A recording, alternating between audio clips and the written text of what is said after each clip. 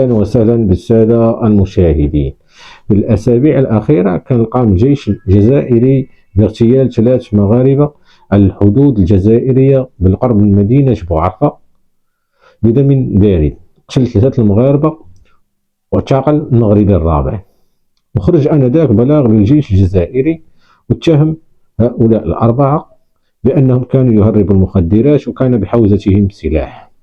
لكن اليوم التلفزيون الرسمي الجزائري يحاول أن يقوم بتمثيلية واضحة للعيان للتغطية عن تلك الجريمة النفراء التي قام بها الجيش الجزائري في حق مواطنين عزل ولا علاقة لهم بتهريب المخدرات، وإنما هم مثابة رعاة للماشية.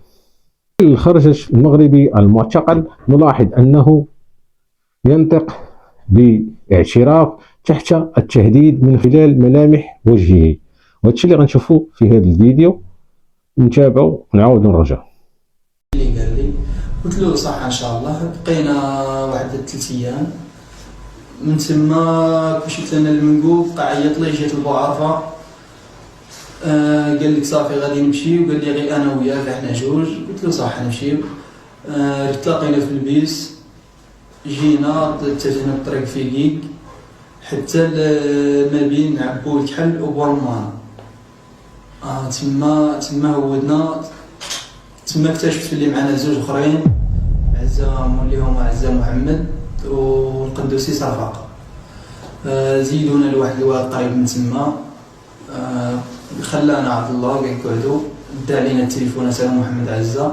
خلانا بداك الواد انا ومحمد عزة والقندوسي صفاقة، ومشى ديك الخيمه يقولوا لافامي تاع رفيق، بقى فيها واحد 3 سوايع. كي جاب معاه واحد السروال مطويه فيه شي حاجه. في بوعرفه حنا كاع نعرفوا باللي رفيق خدامين في كيف وقاع مسلحين. محمد عزة جاري حدايا، باه مخازني لانتريد شاد تقاعد. قلعنا كي جانا قلعنا ديريكت لراس الريح. بقيت تما انا محمد عزة والقندوسي صفاقة وعزة عبد الله. بعد تما بشي 10 دقائق جابوا معاهم 4 سيكان. جاب معاه 4 سيكان. كي جانا صافي عرفنا بلي مخدرات. طاق السلاح. ترددت واحد شويه، ترددت ما قديش. قال لي نعطيك شويه دراهم تهلا فيك يزيد، ما تبوجيش ما تحركش، حيت عارفني ما عنديش الله غالب. كي قلع قندوسي قدام، قندوسي صفاقة، موراه محمد، بعدها انا، من بعد عبد الله هو اللي كان هز السلاح. في الطريق نسمعها من البلاصه اللي كنا ماشيين لها يسميوها غنامه، الشباب غارقه غنامه. تلاقينا مع العسكر الجزائري. وقفنا الدراري محمد والقندوسي صفاقة وعبد الله عزة ما بقاوش يوقفوا، بقاو موجدين السلاح بالعسكر. العسكر يوقف فينا، ما بغاوش يوقفوا. انا وقفت. هذاك علاش داير عليهم العسكر. كي شدني العسكر جابوني هنايا، راني كاهلي شاب، راني مليح، خصني والو.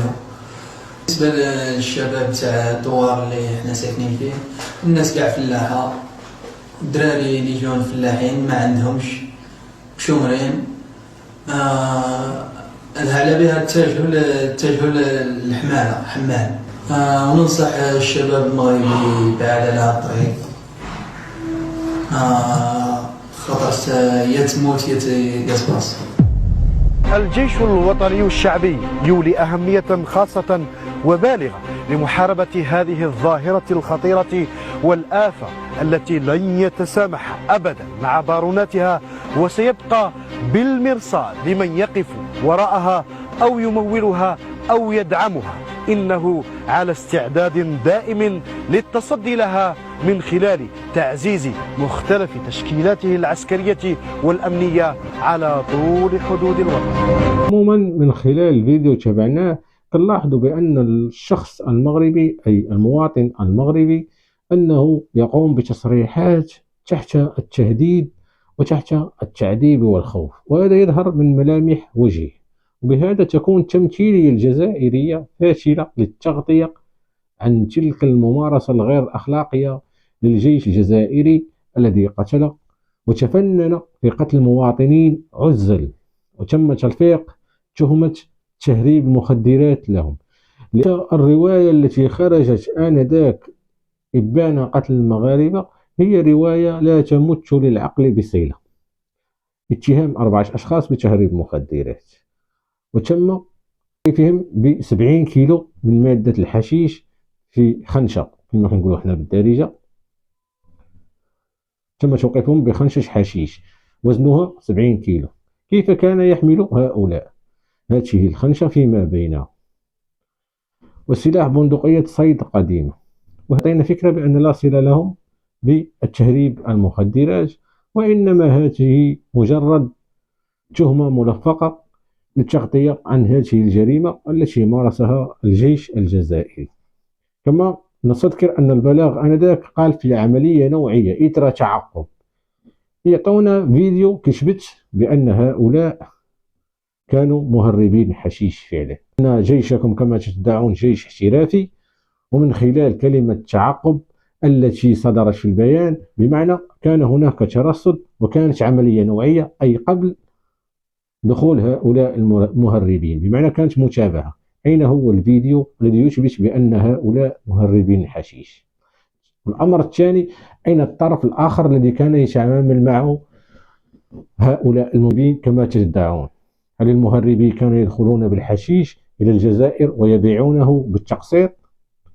أين الطرف الآخر في الأراضي الجزائرية؟ هناك تشابك من خلال هذا البلاغ الذي خرج به الجيش الجزائري آنذاك إبان قتل المغاربة، وحتى هذه التمثيلية السينمائية. هذا سيناريو محبك تم تحفيظه لهذا المغربي، أي هذا الضحية، تحت أساليب التعذيب والتهديد، وهذا يتضح من خلال ملامح وقسمات وجه المواطن المغربي بأنه لا يتكلم بدون ارتياحية، وأن من خلال لغة عيونه تكتشف بأنه تحت التهديد. وهذه تمثيلية من تمثيليات الأزلية لمؤسسة الجيش الجزائري التي ألفناها ودائما ما تتبناها. ونلاحظ بأن الجيش الجزائري دائما ما يستعمل الرصاص في حق المواطنين المغاربة، عن كمية الحقد التي تحملها مؤسسة الجيش الجزائري، وتحاول أن تستفز المغرب في أكثر من مرة. ونحن نلاحظ اليوم ما يقع من منطقة إيش وغيرها من مناوشات التي يحاول أن يمارسها الجيش الجزائري على الحدود المغربية، خصوصا ما حققه المغرب في قضية الصحراء المغربية. وهنا الجيش الجزائري أو النظام الجزائري يحاول استعمال الحدود المغربية لإلهاء الرأي الداخلي وتحقيق انتصارات وهمية حتى يزيغوا بالرأي الداخلي عن ما وقع في قضية الصحراء المغربية، لتوجيه الأنظار نحو الحدود المغربية وخلق نصر وهمي كي يشغلوا به الرأي الداخلي. والسلام عليكم ورحمة الله تعالى وبركاته.